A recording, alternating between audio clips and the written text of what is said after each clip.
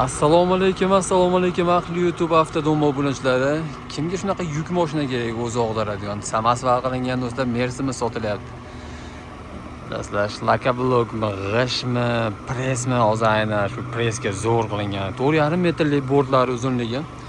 Do'stlar, 86-yil ishlab chiqarilgan Mercedes sotilyapti. 4,5 metrlik o'zi dokumentda 5,5 metr ekan, samasva qilingan uchun 4,5 metr qilib kesib, akamiz listlari yangi 3 listlar qo'yilgan.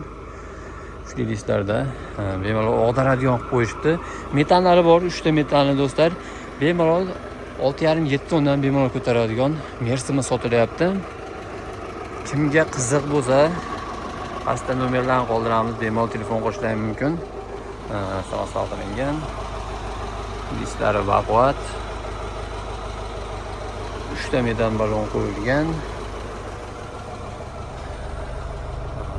Ichki salon.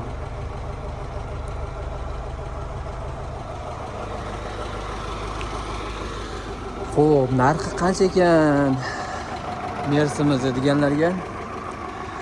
11 ming kami bor deyilyapti do'stlar. Bu pul topar mashina.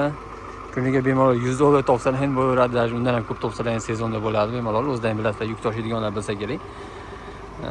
Porterni kattaroq mashina qilaman. Porter men kichkinalik qilyapti degan akalarimiz uchun ham zo'r mashina, mana bitta zo'r mashina topib qo'ydim. Mana Porterning puliga do'stlar, mana Samasval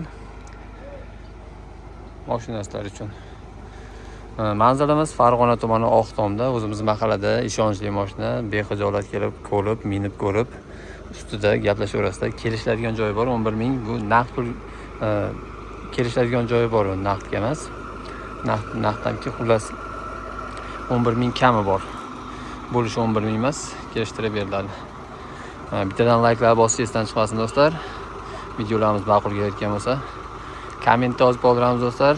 Yurakchalar qizartirib, keyingi videolarni ko'rishguncha sog' bo'linglar.